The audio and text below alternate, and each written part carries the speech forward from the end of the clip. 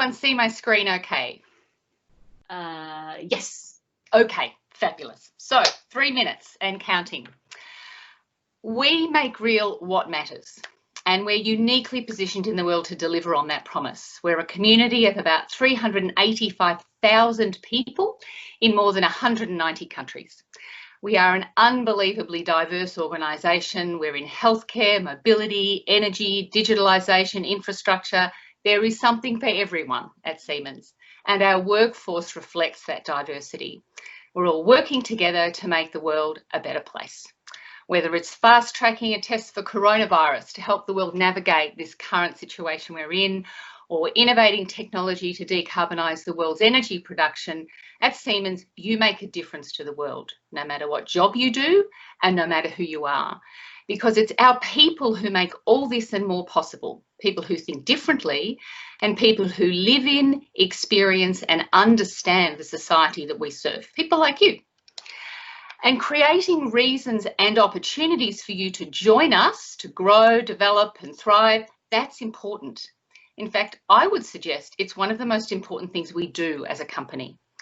One of the many ways we do this is through our graduate program. It's our program for leadership development for young graduates. It's a 2-year program. It consists of 3 challenging assignments across our businesses, one of which is abroad. And as an SG peer, as we call them, you have access to personal mentors, formal, informal, on-the-job training, an interdisciplinary and multifunctional global network that includes our GLOW Women's Network, internal, external alumni community of about 2,000 people. This is an ecosystem. Siemens is an ecosystem that supports your growth, your career, and your desire to shape the future and create a better world. And what's really important for today is 55% of our current SGPers are young women like you. And this is something that we are extremely proud of at Siemens because we believe this diversity makes us strong. Now, 10 years after starting with the SGP, 50% of our alumni are in management positions. But we know that the world is changing and everyone is different, and not everyone wants a traditional career path toward management. We also know that leadership is not just about management. So if it's a traditional career path towards management that you're after, absolutely possible with us. If you see your working life as a smorgasbord of leadership experiences and opportunities that can make a difference to the world, we can offer that to you as well. And for those of you who were at my colleague Agnieszka's session on Tuesday, you might remember that she said, never shut down doors for new opportunities. Well, I believe that the only door at Siemens that's closed to you is the door that you choose to close yourself. So what matters to you? What matters to your world? Because at Siemens, you can make that real. Thank you. Thank you. Thanks, Teresa. A great pitch to start us off. Let's go straight on. And ladies and gentlemen, please use Slido to pose your questions. I'm sure you're brimming over with things that you want to know. Nour, let's move on with your pitch starting now. Sure. Thank you so much first for having me. And I'm just going to share my screen.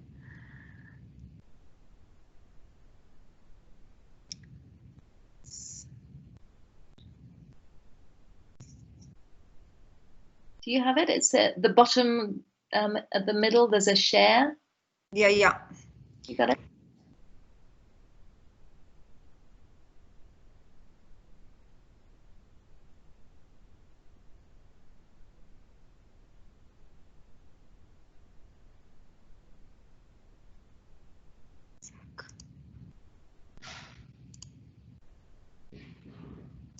Do you have it? For some reason, it's not showing up. Do we have it? Do any of the colleagues have it? Yes, we do. I can also share the presentation. Should we do that? Should we have one of the colleagues sharing? Yeah, please. Okay, let's put it up. It's actually 2 slides, so. You just let our colleagues know when you need to change. Yes. Let's go. Thanks, Nour. Great. So I'm just going to say who Tarjama is and what do we stand for. So Tarjama is a linguistic solution company powered by AI. The company started back in 2008 by a network of females working from home. So the DNA of the company has been always revolving around women and flexible work, which allowed the company to transition from being a traditional company to being a lean company that serves global brands out of the Middle East. So we have in our network, we grew from being a company that has only 2 females to a company that has 160 full-time employees, 5 offices across MENA region, and a network of 35,000 freelancers that do linguistic services from content creation to translation.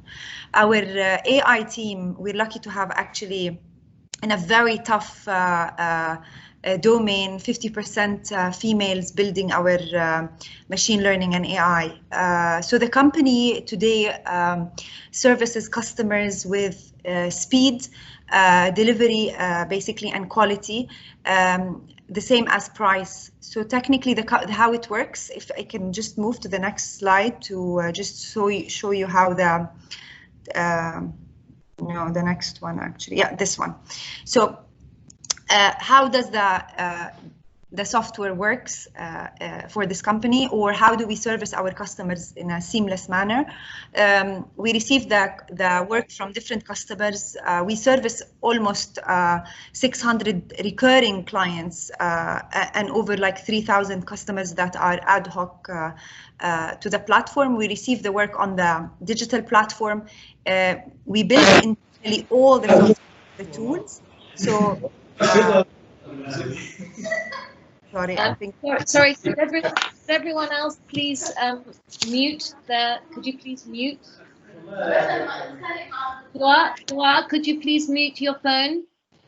Nour, please mute. Yeah. Thank you. So we deal with different forms of content. We deal with text, video, audio, and image. We have a network of people that do data annotation for anyone who's familiar with that, and labeling. And this is a training tool for the computer. We do subtitling. We built our own internal tool for the subtitling to help clients streamline all their content through the platform and get it done in a seamless way. We built our own machine translation engine, our own translation management tool. So the whole automation happened in the back end. We were very traditional, using a lot of emails back and forth, and now we moved everything to be automated from the moment we receive the content to the moment we actually publish the content to clients. We actually, yesterday was the first day we licensed our tool to one of the multinational companies, which is great, and we were bidding against giants. So that was a great milestone for the company.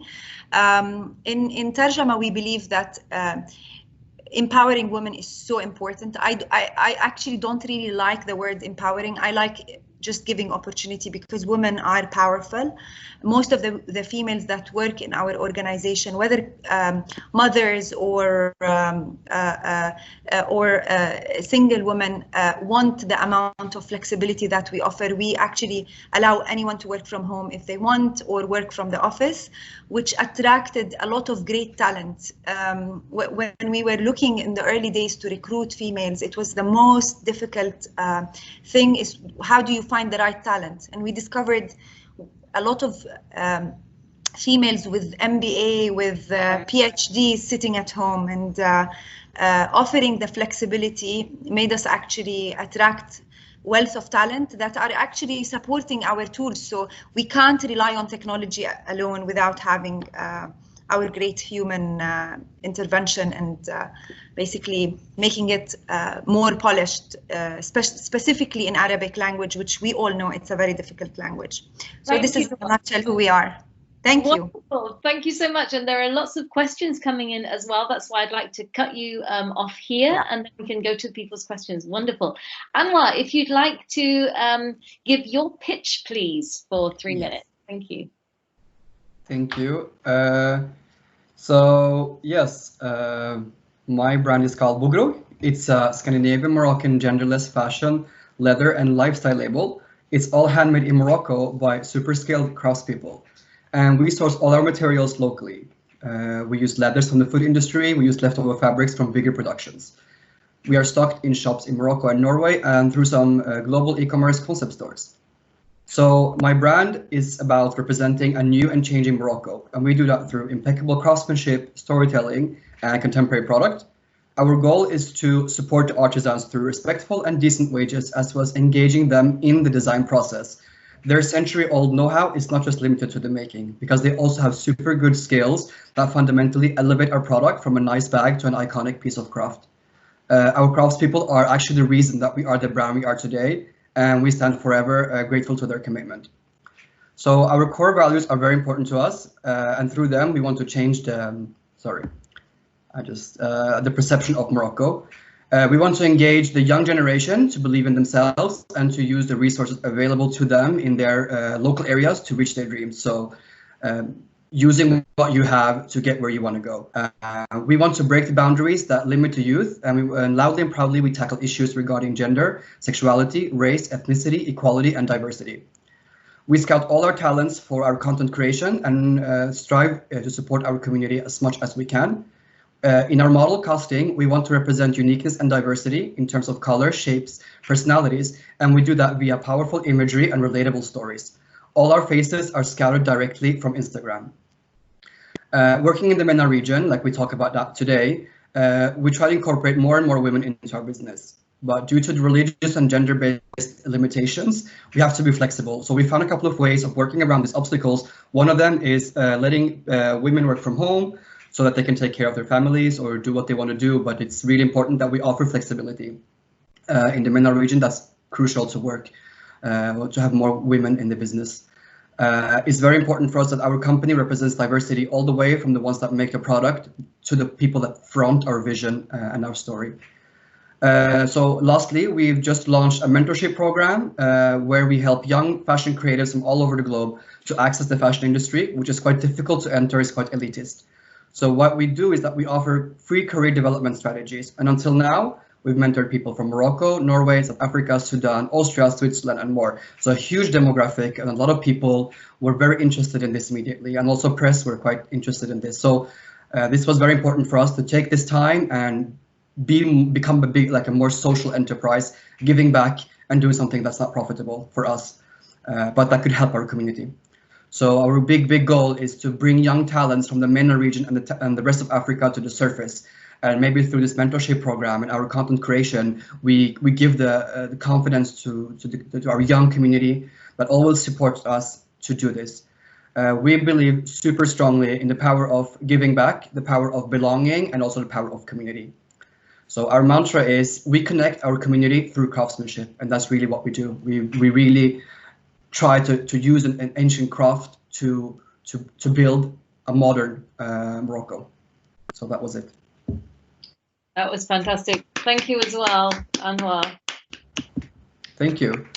Okay, we have to get used to almost silent applause, right? But you know that it's from the heart and people are applauding.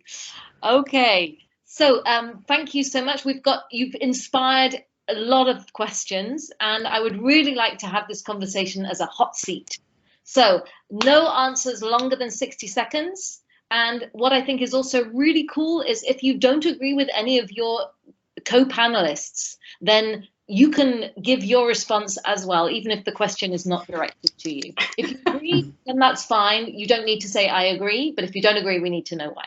All right. There are some questions that are also directed to you individually. I'll just go through them. And thank you, everybody, for keeping the questions coming in. So right at the top and liked by 5 others for you, Nour, how do you build a sense of community among your workers who may have never met with others in Tarjama? It's actually very difficult. It's been very challenging to build the sense of community. So what we do, we try to do a lot of events for our employees, at least one event a year where we meet. So this has been just recent because we wanted to create the culture. in the company. We send emails to everyone, announcements, so we have always everybody gets informed when we do something or launch something new. And they have collaborative tools, so they really work together. There's a lot of integration. Okay, thank you. So we're hearing that it's not just formal traditional events that we've always had in the past. It's also utilizing the video as well. Thank you, Nadia. I can see you on the screen. If you want to just turn your video off, sometimes it just turns on and off. I have no idea why. Now, a question for you, Teresa. What are the attributes of a successful manager in Siemens? Ooh, I would say, if I had to maybe list the top 3, because we could go on forever, I think open-mindedness and a willingness to not be the heroic leader. So a leader that actually listens to their people and creates an environment for their people to be successful. A leader who is open to receiving feedback, as well as a leader who is willing to give feedback in a very constructive way, and a leader who is open and transparent. So they'd be the 3 top things that I would say. Okay, thank you very much. And I'm going to ask Nadia to come back in a minute also and go through the list of questions and see which ones, as a young professional herself, she would also like to pick out. This everything you've just said, Teresa, is very similar to what one of our speakers a couple of days ago, Onyedje from Siemens, also said very, very persuasively. And she was also saying, women are not actually that bad at doing some of those things. No, exactly. Well, I'm very glad to hear that I'm aligned with Onyedje. She'll be very happy too. But yeah, it's extremely important in our organisation. We don't always get it right, but the intention to get it right is extraordinarily important. Okay. So just one more question from me before I ask Nadia to come up. Bougroug, there's a question now for you, Anwar. How was the response in the MENA region when you launched your company? You already touched on a couple of cultural issues that mean that you've had to work around certain things, like how to get women to be able to be employed. But what other responses have you experienced? At first, I was very, very skeptical, very scared, because I felt like I didn't want it to be like a criticize. I don't want to criticize the society, so I wanted to sort of create debate. But what I noticed is there was a huge community of people wanting this message, and a really big part of our success was just our Instagram community that just shared our posts, our pictures. So I was a bit skeptical, hesitant in the beginning, but the support was huge. And media has been extremely supportive, like over expected. Like I could never imagine that the response would be this. People are hungry for change. People want to live in a better world, and this gave me also the motivation to continue and really push the message even further. Yeah, I can completely understand. Yeah, thank you so much. And it's great to hear that some of perhaps the more traditional images that perhaps also led to the question of how the response might be, that this is very much on the surface, and underneath there is this great need for change as well. Thank you. So Nadia, you've also had the opportunity of looking through the questions.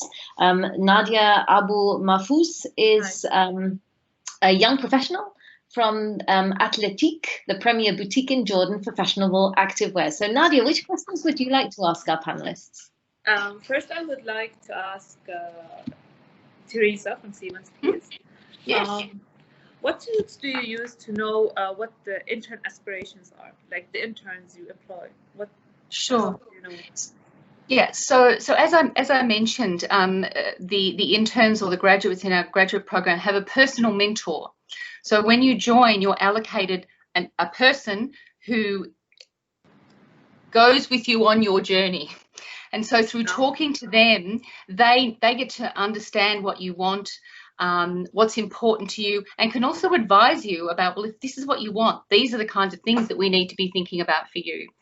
And just a very, very quick example, 5 years or so ago now, as a SG pair, I remember very strongly, her mentor originally wanted her to go off and work in, I don't know, China or somewhere to really further her career. She was passionate about Japan. She wanted to work in Japan. And so her mentor made it happen. And if she hadn't had that mentor, that strong desire of hers may never have been met. So that's how we do that for our SGPs. Well, I have been in a mentoring program, so I know how important it is to have a mentor who really can guide you through all these challenges you face. Absolutely. Yeah. Okay, so now I want to ask Nour from Tarjama, please. I want to ask you, how do you reach out to fresh talents in the MENA region or worldwide? Like, how do you do it? So we actually team up with a lot of universities. We had previously done a lot of training programs even for women across the region, with Saudi Arabia, with women in Jordan and in Lebanon. And we always choose the best candidates that pass our training program to join the company. So we always keep our talent, at least the youth talent, fresh from our training programs with universities. I love that you target universities because that's when we are most excited. Yeah, the best way. That's definitely the best way. Okay, and I would like to ask Anwar. I work in the fashion field, so I know that it's really hard to really make products that are gender diverse that women and men can wear. So what was your, how did you come up with this idea? Like you said, you can be genderless in your identity, or you can be non-gender conformist in your identity, but your body sometimes forces you into a gender stereotype. So what we do is that we try to create things that are a bit more oversized, a bit more roomy. We work with men's silhouettes more than women's silhouettes, and the reason for that is because women love to wear also men's wear, especially when it comes to shirts and jackets. Some trousers. So a lot of our female clients, they ask us like, I want men's trousers. I know you're a genderless brand. We want men's trousers. But I think they just want that sort of like that sensibility, and that they want to buy from someone that cares about like a genderless approach to society and how you see the universe. So yeah, my answer would be to create things that are more roomy and also leave it to the client. Sometimes it's going to be sometimes some things will be more feminine, sometimes things will be more masculine, but it's up to the client to decide. We're not going to write or communicate who's going to wear what. We just want people and we try to photograph our things on different genders, and non-conformist as well as conformist people. Wow. I have been wowed by all three of you. Thank you so much. Nadia, have another look through the questions. I'll come back to you and ask you to go and pose some more. Thank you. Okay, you're welcome. There's a lot of questions that I'm seeing here to all three of you, but basically it's about how to motivate people working at home and across, all this very digital space, how to motivate them, how to keep the team spirit up, but also how to control them on the one hand with regards to work-life balance, so that they're not killing themselves, but also to committing and doing their best. So I think that would be really interesting also to hear. What's the secret? Who'd like to start? Because I'd like to hear from all of you. Look, I'm happy to start. I think the one word that I think answers all of that is the word trust. Leaders, managers need to trust their people. If you've recruited, you've hired the best people, you've hired them because you trust them and they're doing a fabulous job. So that's the first thing that I would say. The second thing is talk to them, find out what motivates them or what they need. Everybody is different. I've actually been working, I have a global role, but I'm based in Australia. I've been working at home for 5 years. I'm motivated every day to do my job. My direct manager trusts me. I interact with so many of my colleagues around the world, but they know what I need to remain motivated. So I think the first thing is trust. Second thing is talk to your people, understand what they individually need. And then back to your question about how do you make sure they don't kill themselves?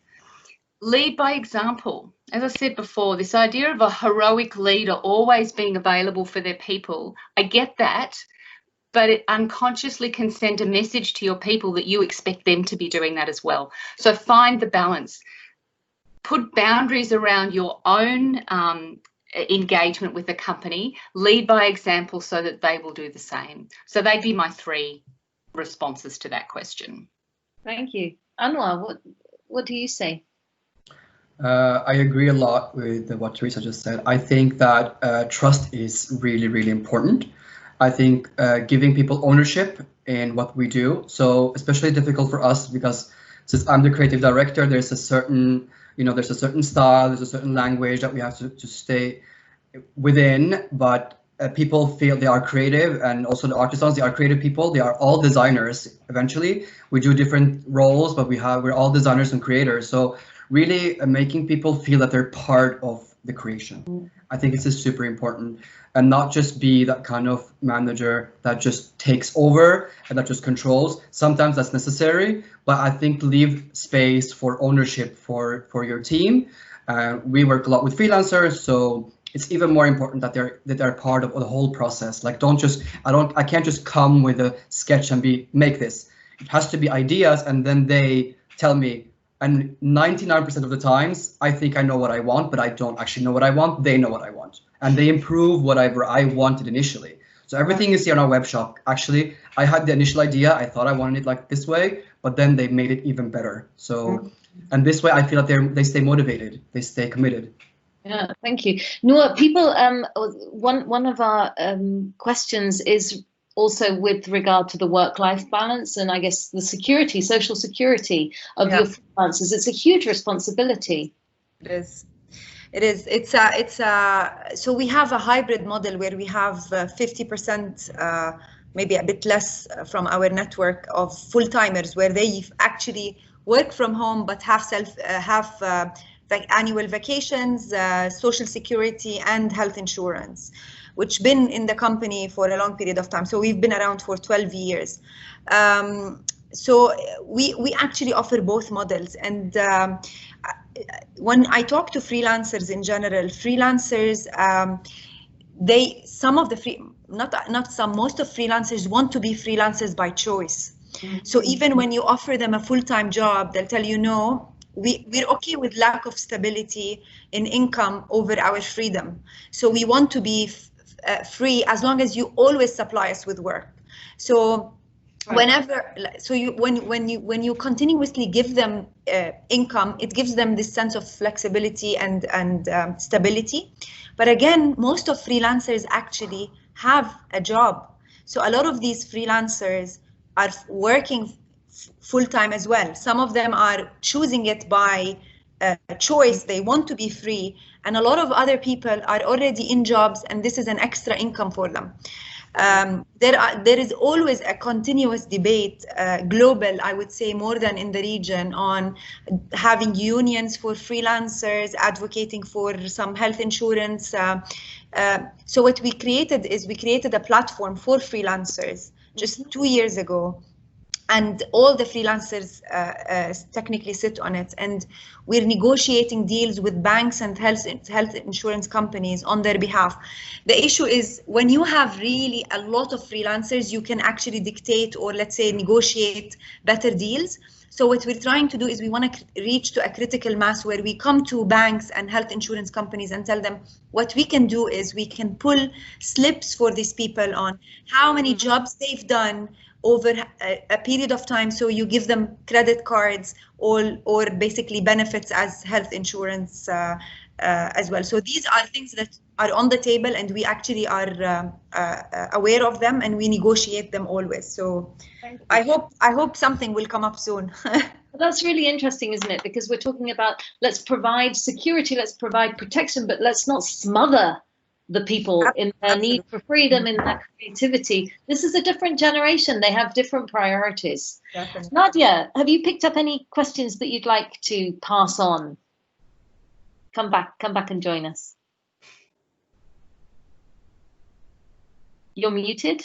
I would like to ask all of you, how do you keep the team's work spirit while working from home? And how do you stay motivated and motivate others, especially during Corona?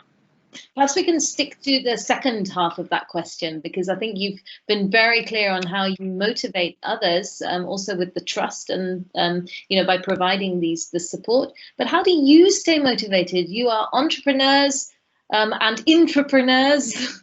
Stay motivated. Who should start, Nadia? Whoever wants to start. I can start. Yeah, I'm okay to start.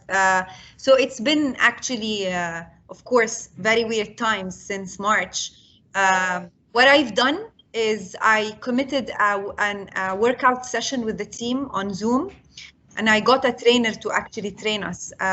So that kept us going for almost a month and a half. And then, of course, after a month and a half, we were like fed up from Zoom on workout, but it actually helped. I organized a call with the team every month just to check on everyone. We kept sending a lot of motivational things on email for everyone to watch and see, launching training programs for the team so they stay like motivated. These are basically the things we've actually done during the tough time, which we're still actually facing. Thank you.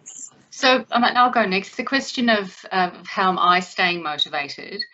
As I mentioned before, I've been working from home for nearly 5 years now. So in many ways, logistically, the way that I work hasn't really changed very much. But the gestalt of the thing, the way that I'm interacting with other people, has actually changed a lot. And so one thing that's really keeping me motivated is supporting and helping some of my colleagues who this is actually quite new to.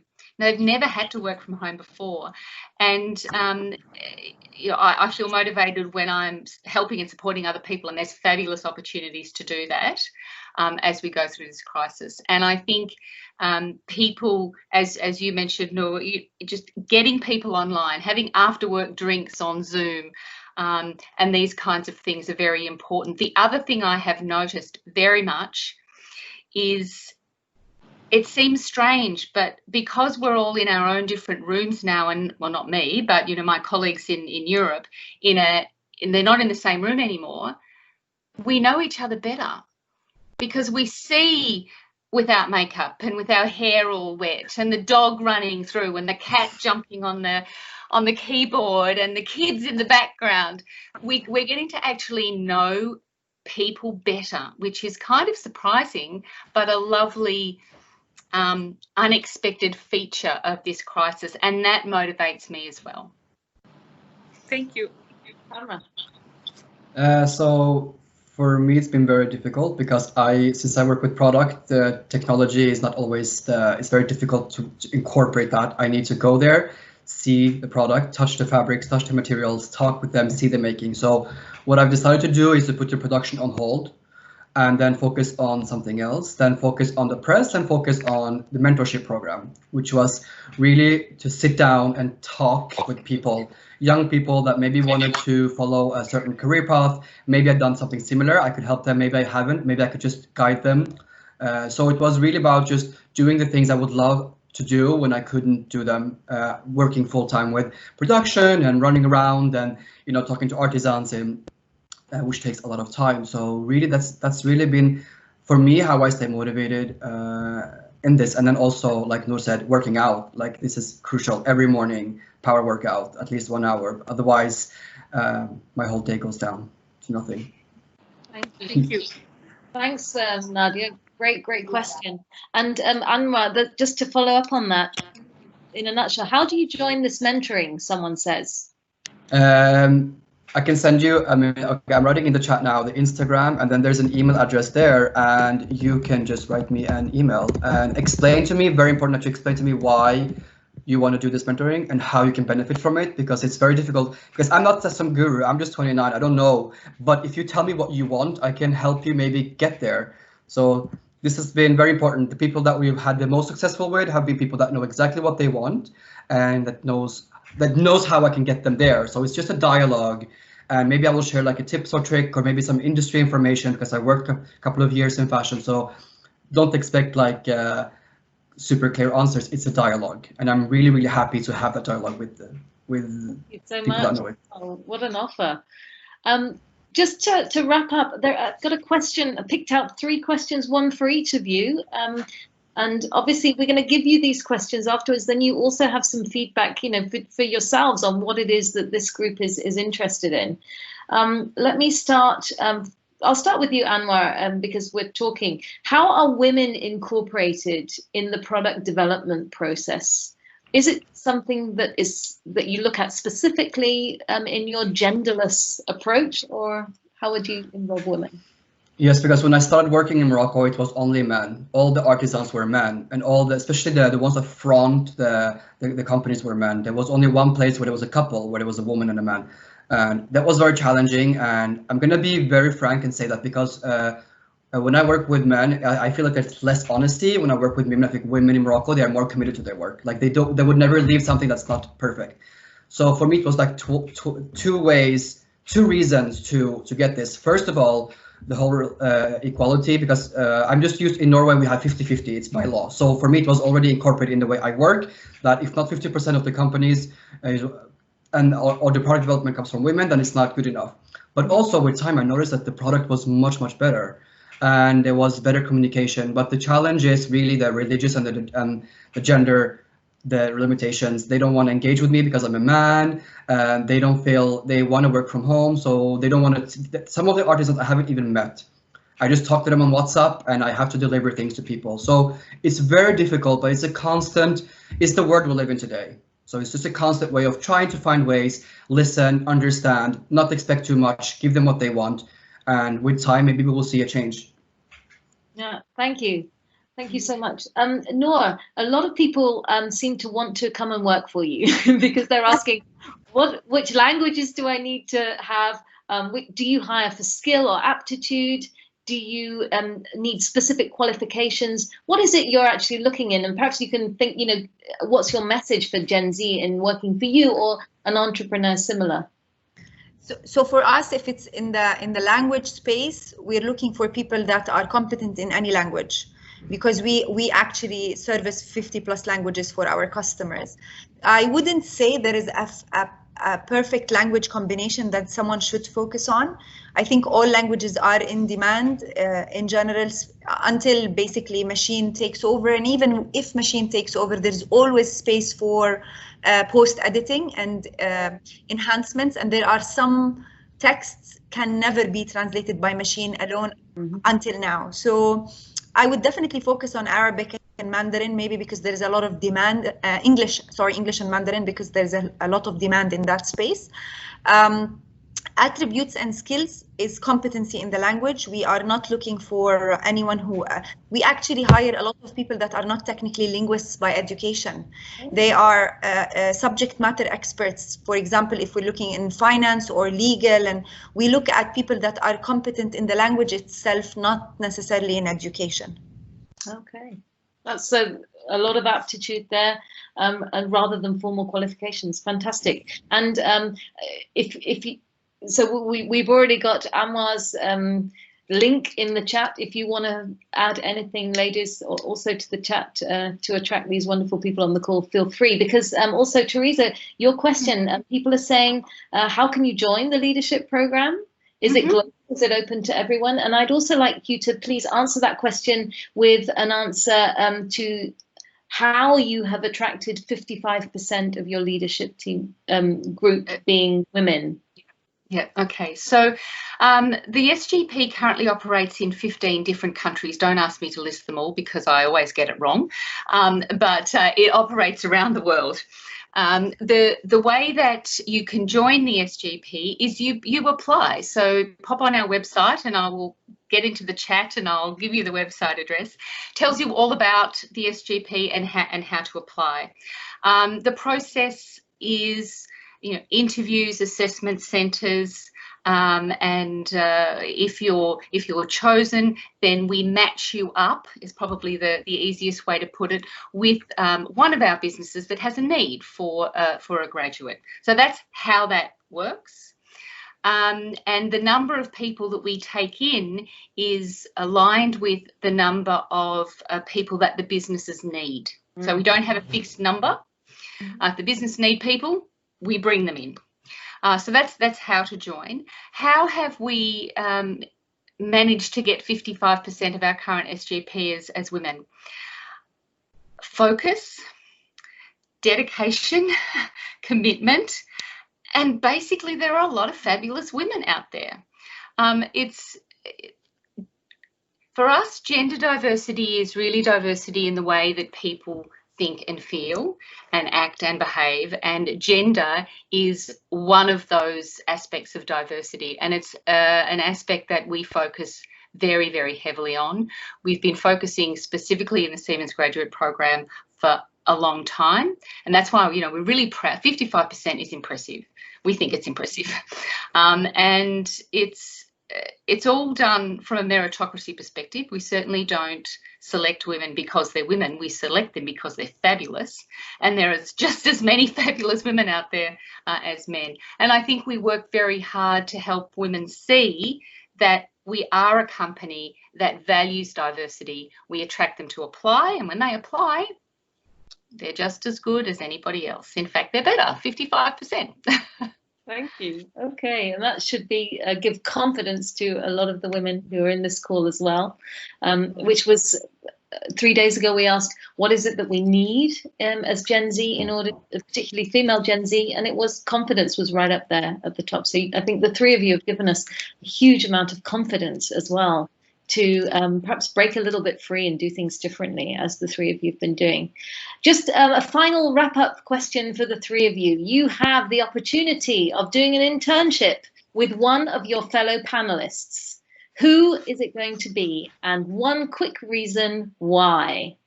I'm going to start with Anwar now. Who would you like to do an internship for?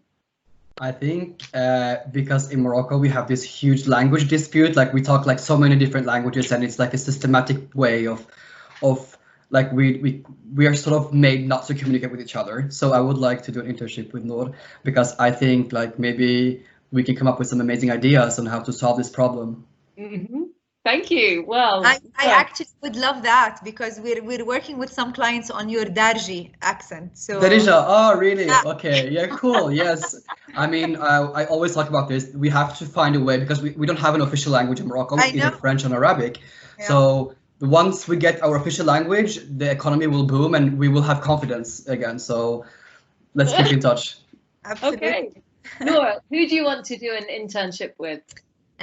Okay, I would love to do an internship with both of them, because there is something interesting in both technically. So with Teresa, I would love to learn from her from a global perspective, being in a big organization, and like how do you motivate people? How do you have such a discipline? So that is definitely very interesting. And with Anwar, I'm like, I love fashion so much, and when you mentioned like menswear, I actually love wearing large suits and jackets and comfortable pants.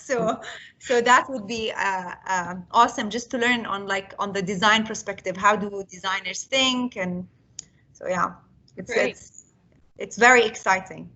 Thank you, Teresa. Where are you going to go? Well, look, I'm going to cop out a little bit like Nour.